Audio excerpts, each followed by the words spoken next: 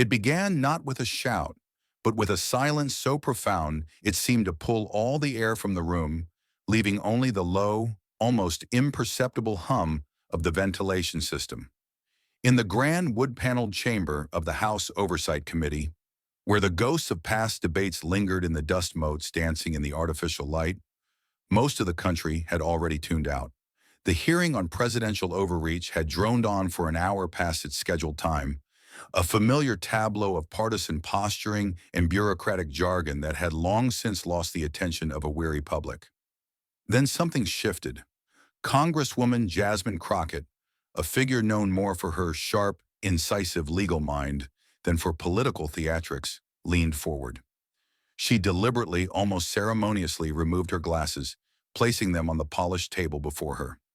It was a small, precise movement, yet it acted like a magnet, drawing every eye in the room. Her voice, when it came, was not raised in anger, but lowered to a pitch of intense, controlled gravity that cut through the tired atmosphere like a surgeon's scalpel. "I want to shift this discussion," she began, her gaze sweeping across the panel, lingering for a fraction of a second on each face, "to something that speaks directly to character." You could feel the change in the room's pressure, a palpable tightening. A few committee members who had been slouched in their chairs checking their phones straightened up, their thumbs hovering mid-scroll. Chairperson Ruben Gallego, a man accustomed to managing the egos and tempers of Washington, looked visibly tense, his hands clasped tightly on the dais. Crockett was no longer on the approved script, the one circulated in memos and discussed in pre-hearing briefings. This was something else entirely. "This country," she continued, her voice steady, a stark contrast to the sudden unease rippling through the chamber, "has spent years protecting power over truth, and that stops today." A few scoffs could be heard from the Republican side, a couple of dismissive whispers exchanged behind cupped hands, but she was undeterred, a ship holding its course in a gathering storm. She was about to expose a truth so deeply buried, so carefully protected by a fortress of wealth, influence, and legal maneuvering, that its revelation would feel like a tremor shaking the very foundations of the nation's capital. If you believe that truth, however uncomfortable, is the bedrock of a democracy, then stay with me. Because what you are about to witness is not just a political confrontation, it is the story of how one woman's courage forced a nation and its most powerful man to look in the mirror. If you're ready for a story that matters, a story that reminds us what's truly at stake, then do me the honor of clicking that subscribe button, because this is a journey we should take together. Jasmine Crockett was no stranger to fighting uphill battles, nor was she a newcomer to the art of dismantling a carefully constructed lie. Before the hallowed and often hollow halls of Congress, her arena had been the stark, unforgiving courtrooms of Texas. As a public defender, she had spent years in the trenches of the justice system, a world far removed from the polished rhetoric of Washington. There she had learned that justice was not an abstract concept discussed in textbooks, but a grueling, day-to-day struggle fought on behalf of those the system was all too ready to forget, to discard, to silence. She had defended clients who had no money, no influence, no voice, against prosecutors armed with the full weight of the state. She once represented a young man accused of a robbery he didn't commit, facing a decade in prison. The evidence against him was a single, shaky eyewitness identification. The prosecution's case seemed airtight, their confidence absolute. But Jasmine dug. She spent weeks poring over security footage from a convenience store 2 blocks away, footage the police had dismissed as irrelevant, and there, in the grainy, time-stamped video, was her client, buying a soda at the exact moment the robbery was taking place across town. It was a small detail, a needle in a haystack, but it was the truth. And with that truth, she not only freed her client, but exposed the lazy, prejudiced assumptions that had nearly cost him his future. She carried that history and hundreds of stories like it with her into the hearing room, the memory of countless clients, the weight of their silenced narratives, and an unshakable conviction that the law was meant to be a shield for the vulnerable, not a sword for the powerful. On the other side of the aisle, and indeed in the highest office in the land, sat her foil, President Donald Trump. A man who was, in every sense, a creature of image, a monument to the power of branding. His entire life had been a masterclass in self-creation, from the gilded towers bearing his name to the choreographed boardroom of a reality television show where he played the role of the ultimate arbiter of success. He was the embodiment of unapologetic power, a symbol of wealth so vast it seemed to bend reality to its will. But behind the curtain of that public persona, behind the gold-plated faucets and the roaring rallies, lay a different story, one whispered about in legal circles and buried in the dense, ironclad fine print of non-disclosure agreements. It was a history of using his immense wealth and influence, not just to build an empire, but to control every facet of the narrative. He had a well-documented pattern of silencing critics, intimidating journalists, and using the legal system as a tool to punish his enemies and erase his mistakes. From the contractors he refused to pay to the women who accused him of misconduct, the strategy was always the same: deny, attack, and bury the evidence under an avalanche of lawsuits and counter-accusations. This wasn't just business, it was a philosophy. The truth was whatever he said it was, and anyone who disagreed was simply part of a conspiracy against him. The stage for their inevitable collision was this very hearing, a proceeding ostensibly about the dry, technical limits of executive power. But the air in Washington was already thick with a tension that went far beyond policy debates. For weeks, whispers had circulated about the president's increasingly authoritarian tendencies, his disregard for established protocol, and his use of government machinery for personal ends. The hearing was meant to be a formal, almost tedious inquiry, but for Crockett it was something more. It was a moment of reckoning, a chance to hold power to account not on a battlefield of opinions, but on the solid ground of verifiable fact. The room itself seemed to hold its breath, an accomplice to the unfolding drama. The weight of history was palpable in the ornate carvings on the walls, in the stern, painted gazes of past leaders whose portraits seemed to follow the proceedings with silent judgment. It was a place built for deliberation, for the careful, dispassionate weighing of facts.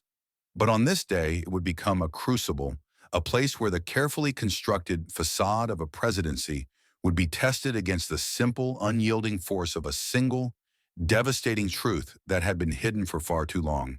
The stakes were impossibly high, not just for a presidency, but for the very idea of accountability in a nation that seemed to have forgotten its meaning. The confrontation began with a calculated, almost theatrical display of dismissiveness. Representative Matt Overby, a staunch Trump ally with a bulldog's tenacity and a reputation for aggressive, soundbite-ready questioning, tried to smother Crockett's line of inquiry before it could even take root. "Is this really the time?" he interjected, his voice laced with a thick, condescending impatience. "To delve into what sounds like baseless, politically motivated gossip?" He leaned back in his oversized leather chair, a smug, self-satisfied smile playing on his lips, confident he had shut her down with a show of procedural dominance. But Jasmine Crockett didn't flinch. She didn't raise her voice to match his. She simply held his gaze, a long, unnerving silence that seemed to stretch for an eternity, a silence that absorbed his bluster and left it hanging, impotent, in the air. The smile on Overby's face faltered, replaced by a flicker of uncertainty. He had expected a fight, a shouting match. He was not prepared for this unnerving calm. "There is a set of sealed documents," Crockett said at last, her voice cutting through the residual tension like a shard of glass, "originating from an Arizona court in 2019. Documents protected under legal maneuvering, and more importantly, buried by political influence." She let the words hang there, each one a carefully placed stone in the foundation of her argument. "Those files," she added, her eyes never leaving Overby's, "involved then-President Trump, a former staffer, and a child." Now the silence in the room was absolute, a vacuum. Even the frantic clicking of reporters' keyboards in the press gallery ceased. The air crackled with a new kind of energy. "I have in my possession," she continued, her calm, methodical delivery making the words all the more explosive, "a sworn affidavit from a federal contractor. Her job was to handle the digital shredding of files flagged under the White House Correspondence Protection Act. One file was different. It referenced a payment of $3.1 million to a woman under the alias TB.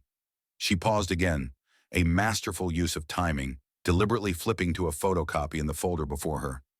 The network cameras, sensing the shift, zoomed in, capturing the stark, typewritten words as she read them aloud, her voice ringing with clarity. Paternity agreement enforced under non-disclosure, DNA confirmation pending. The room erupted. It was a controlled explosion, but an explosion nonetheless. Overby, his face now a mask of pure fury, slammed his pen on the table. "I move to adjourn. This is a disgrace," he shouted, his voice cracking. But Crockett's voice rose for the first time, not in anger, but in righteous indignation, clear and commanding over the rising din.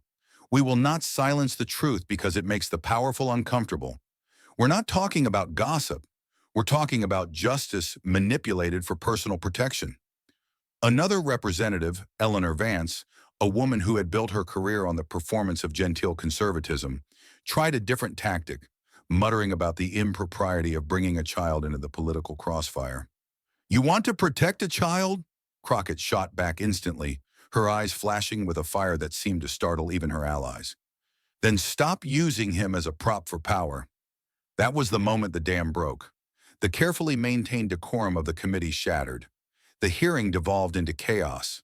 The House feed, in a move of unprecedented panic, was abruptly cut, plunging screens across the country into darkness for 3 agonizing, confusing minutes. Viewers at home thought it was a technical glitch, a lost signal. But the truth, as it so often does, found a way out.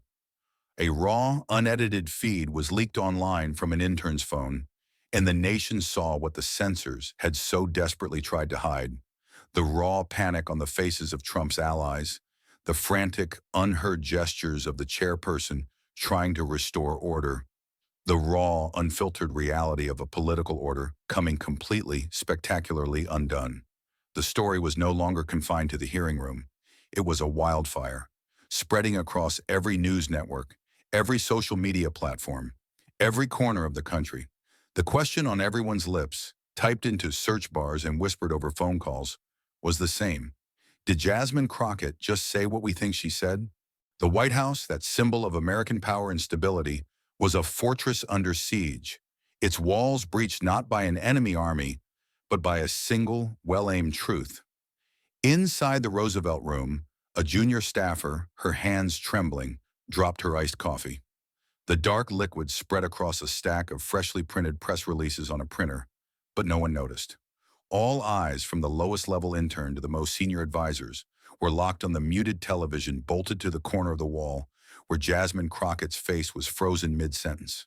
The president, fresh from a mind-numbingly dull meeting on agricultural tariffs, walked in, still rambling about soybean exports from Kansas, completely oblivious to the storm that had just broken. "What's this?"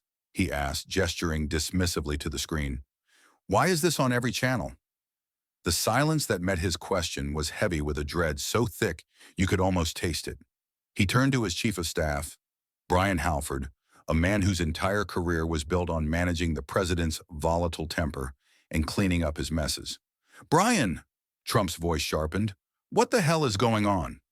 Halford, a man who had navigated countless scandals, seemed for the first time at a complete loss for words.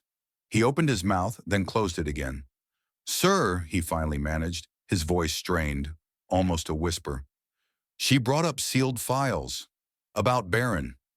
Trump's face froze in that familiar half-open scowl, the one he got when he wasn't sure whether to laugh with contempt or throw something heavy. "She what?" An aide in the corner, a young man barely out of college, slowly, cautiously reached for the remote. "Don't touch that," Trump snapped, his voice like a whip crack. He strode closer to the screen, his body radiating a dangerous energy, his eyes narrowing to slits, just as Crockett uttered the word that would change everything: paternity. For 3 long, suffocating seconds, the only sound in the room was the faint, frantic hum of the air conditioning unit. Then Trump wheeled around, his composure shattered into a million pieces. "Get me the network right now," he barked, his voice raw with fury. Put me on the phone with what's his name, Peterson at CNN, now. An intern, pale and wide-eyed, sprinted from the room to make the call. Halford stepped forward, a hand raised in a placating gesture. Sir, we might need to be strategic about how we... Strategic? Trump growled, turning on him. She just said Barron's not my son on live television, and you want strategy? He snatched his phone off the conference table, his movements jerky and uncoordinated, and called his personal legal counsel, Hope Sinclair, on speaker. She can't say that. That's slander. I want a statement. We sue her. We sue CNN. We sue everyone. Hope's voice, a stark, chilling contrast to his incandescent fury, came through the speaker, calm and clinical as ever. Sir, defamation doesn't hold if it turns out to be true. Are you telling me she has nothing? The president's ensuing silence was the only answer the room needed. It was a silence that confirmed every fear, a silence that was louder than any admission of guilt. The carefully constructed walls of his world, built on a foundation of image, power, and secrets, were beginning to crumble. The revelation was not just a political bombshell, it was a deeply personal one, striking at the very heart of the identity he had so meticulously and ruthlessly crafted. The story of the strong family man, the powerful patriarch, was now under a glaring, unforgiving spotlight. And as the news continued to spread with the unstoppable force of a digital tsunami, it was clear this was not a storm that could be weathered with angry tweets or hollow legal threats. This was different. This was a truth that, once spoken, could not be unheard. The chaos in the White House was a mirror of the chaos erupting across the nation, as a single explosive question began to reshape the political landscape, forcing a country to question everything it thought it knew about its leader.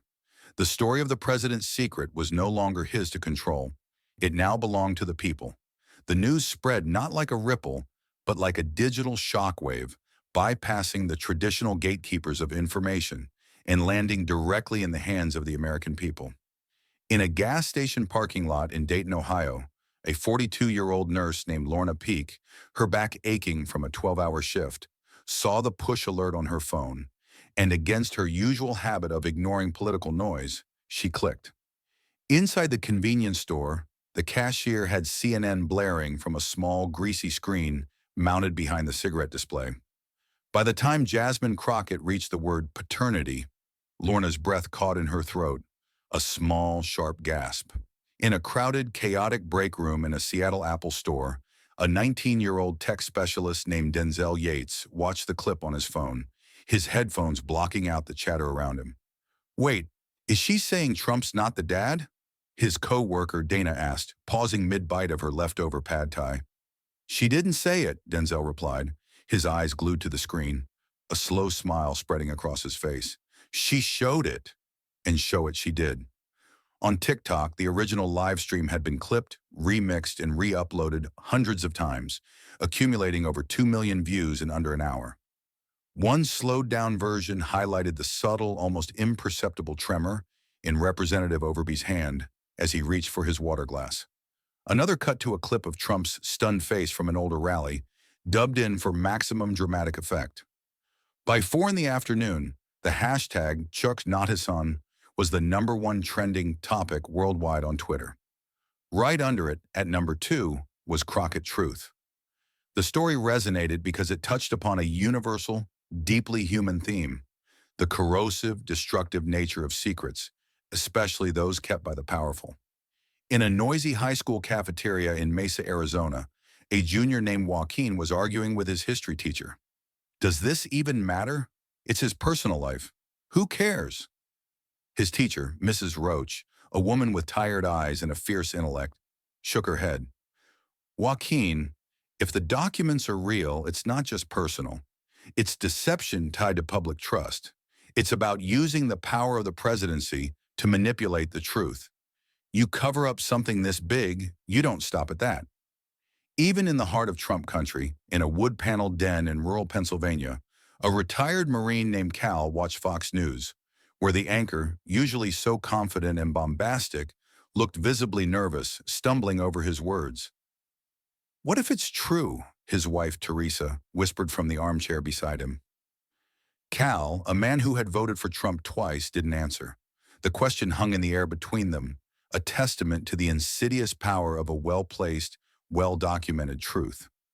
This was the quiet genius of Crockett's move. She hadn't just made an accusation. She had planted a seed of doubt, a seed that was now taking root in the minds of millions, forcing them to look beyond their political affiliations and confront a more fundamental question of character. The story was no longer about left versus right. It was about right versus wrong, truth versus deception. And as the day wore on, it became increasingly clear that a significant portion of the country, a portion that crossed party lines, was beginning to believe they had been lied to in the most profound way imaginable. A flash poll by Data Pulse, released late that evening, showed that 48% of respondents believed Crockett's claim was credible. A staggering number in a nation so deeply and bitterly polarized. The story was not just about a president, it was about the presidency itself and the sacred, fragile trust that underpins it. The people were watching, and for the first time in a long, long time, they were listening not to the loudest, most belligerent voice in the room, but to the quietest, most damning evidence of all. The undeniable, irrefutable truth. As the nation grappled with the explosive revelation, two other stories began to unfold in the quiet, forgotten corners of the American landscape, each adding a crucial, corroborating layer to the unfolding drama. In a cramped, cluttered newsroom in downtown St. Louis, a veteran investigative journalist named Conrad Wells, a man who preferred dusty archives and public records to the fleeting glamour of viral headlines, felt a familiar, insistent tug at the edge of his memory. He had covered Donald Trump for years, not the rallies and the rhetoric, but the patterns, the payments, the offshore trusts, the quiet, almost invisible machinery of his business empire. He leaned back in his squeaky, long-suffering office chair, cracked his knuckles, and opened a folder on his desktop labeled NDA Pattern 2017. After Crockett's statement, he remembered something odd he'd flagged 5 years ago, a detail so small it had been lost in the noise of 1,000 other scandals. A wire transfer from a known Trump-linked shell company to a small, obscure Arizona-based LLC named Red Lantern Diagnostics. No one had cared back then, but now he typed fast, his fingers flying across the keyboard. Red Lantern Diagnostics, Arizona Paternity Medical Testing Court Filings, 2019. A public court record popped up from Maricopa County. Most of it was sealed, but the docket, the public-facing summary, showed a motion filed under the initials TB versus JDT John Donald Trump. No ruling was attached, just a withdrawal of complaint and a notice of private resolution. Conrad sat up straighter. He called in a favor from an old courthouse clerk who owed him one. 30 minutes later, she whispered over the line, her voice barely audible. There was an affidavit attached, Conrad, sealed within 3 hours of filing. You're not the first to ask about it today. Who else? He asked. She paused. Lawyers, private ones, not press. He wrote that down. He was connecting the dots that the mainstream media, in its breathless rush for the headline, had missed. Meanwhile, in a quiet, sun-drenched suburb of Phoenix, a 67-year-old retiring family court judge named Rosanna Vitelli sat in her home office, staring at a thick, sealed manila envelope she hadn't touched in over 5 years. The label, written in a clerk's neat, impersonal hand, read, "Confidential, sealed by order, Case TB vs. JDT." She still remembered the day it arrived with a chilling clarity. The rushed, late-afternoon filing, the frantic, nervous clerk, the unusual and highly improper call from a senior federal judge in Washington, a man she had never met, urging her to keep the matter quiet and sealed for national security concerns. At the time, it had sounded absurd, a gross overreach, but the pressure was real, the implication clear. The signature on the follow-up memo was that of the then Attorney General, Jerome Beck. She hadn't asked questions. Judges, especially at her level, learned early on how to read between the lines, how to understand what was not being said. But it had stayed with her, a small, sharp splinter in her conscience. And now Jasmine Crockett had made it public. Judge Vitelli slowly ran her thumb over the brittle edge of the envelope. She had presided over thousands of cases in her long career. Bitter custody fights, messy divorces, heartbreaking protection orders. But this one, the case that never had an ending, haunted her. Inside that envelope was the original paternity motion, signed by a Genevieve Larson under her court-approved alias, Talia Breyer. There were 5 attachments. One was a DNA request order, issued by her court, stamped for service to Donald J. Trump. The others were a series of responses from Trump's legal team, all requesting extensions, all citing scheduling conflicts, and finally a motion to dismiss based on extraordinary executive obligations. But what there wasn't, what had never been filed, was a DNA result. The test she knew with a cold certainty had never happened. The truth had been dodged, not disproven. These 2 threads, the dogged, methodical investigation of an old-school journalist and the stirring, long-dormant conscience of a retiring judge, were converging unbeknownst to each other. They represented the 2 pillars of accountability that even the most absolute power can never fully suppress: a free and determined press and an independent, principled judiciary. While the White House scrambled to contain the political fallout, Conrad Wells and Judge Vitelli were unearthing the factual, legal foundation of the scandal. Their actions, quiet, deliberate, and far from the glare of the television cameras, were about to provide the irrefutable proof that would turn Crockett's bombshell allegation into a verifiable, unassailable historical fact. The story was no longer just about what was said in a hearing room. It was about what was hidden in the archives and the immense courage it took to finally bring it into the light. The final act of this national drama was not one of chaos, but of breathtaking clarity. It was just after 3 in the afternoon when Jasmine Crockett, eschewing the usual retinue of aides and press secretaries, walked out of a silver sedan and approached a press briefing podium that had been hastily set up outside the Capitol building. There was no fanfare, no pre-announcement, no media wristbands. She didn't bring a lawyer. She didn't wear sunglasses. She just carried the same plain manila folder everyone had seen her with that morning. When she stepped behind the microphone, the cacophony of reporters shouting questions stopped instantly, replaced by a sudden, expectant hush. "My name is Jasmine Crockett," she said, her voice clear and steady, carrying across the lawn. "And I'm not here to repeat myself. I'm here to end the guessing." She pulled a single, crisp page from the folder and held it up for the cameras to see. "This," she said, "is the original 2019 DNA test order, filed under seal, issued by a state court, never fulfilled, never challenged in open court, only buried." The clicks of 100 cameras sounded like a volley of gunfire. What you've heard these past days is not theory. It's not drama. It's not political theater. It's a record, one that the American people should have seen years ago. A reporter shouted, "Congresswoman, are you releasing the full affidavit?"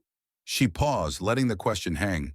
"I'm handing it over to the House Ethics Committee, the Department of Justice, and the Public Record Office. I will not redact it. I will not hide behind legal games." Another journalist called out, "Are you concerned this will backfire politically?" She allowed herself the faintest of smiles, a fleeting expression of weary triumph. "Truth doesn't backfire," she said. "It just burns where it needs to." That evening, the files were published in full by multiple outlets. No paywall, no spin, just the cold, hard documents. The NDA, the DNA test request, the missed court appearances, the financial settlement history, the internal memo confirming the Trump legal team's strategy of avoidance. It was undeniable. He hadn't just hidden it, he had buried it under the full weight of his influence and money. In Baltimore, Genevieve Larkinson released a 2-page letter to the press. "I didn't ask for this spotlight," she wrote, "but I'm not ashamed anymore. I kept quiet because I thought silence would protect my son. But I've learned that silence only protects the wrong people. I thank Congresswoman Crockett for doing what I could not." Her son, now in college, issued his own short statement. "My mom told the truth. That's all that matters." And still, Jasmine Crockett didn't grandstand. She didn't launch a book tour. She returned to work. Within a week, she introduced 2 new bills in the House, one to limit executive interference in state-level court cases, and another to create legal pathways for revisiting sealed settlements involving public officials. For Trump, the damage was permanent. It wasn't Crockett who had done this to him. One senior aide was heard saying he had done it to himself. She just told the story he had tried so desperately to erase. This was never about a single election or a single man. It was about the enduring and often tested principle that in a democracy, no one, not even the most powerful person on earth, is above the truth. The story of Jasmine Crockett and the secret she unveiled is a powerful testament to the idea that integrity is not a partisan issue, but a human one. It's a reminder that the quietest voices can sometimes be the most powerful, and that the most profound changes often begin with a single, courageous act of speaking truth to power. If this story resonated with you, if it reminded you of the enduring importance of character and accountability, then I ask you to not let this be just another headline that fades with the next news cycle. Share this story, talk about it with your friends and family, and if you believe in the fight for truth, subscribe for more, because the stories we choose to tell are the ones that ultimately shape the world we live in. Let's make sure we're telling the right ones.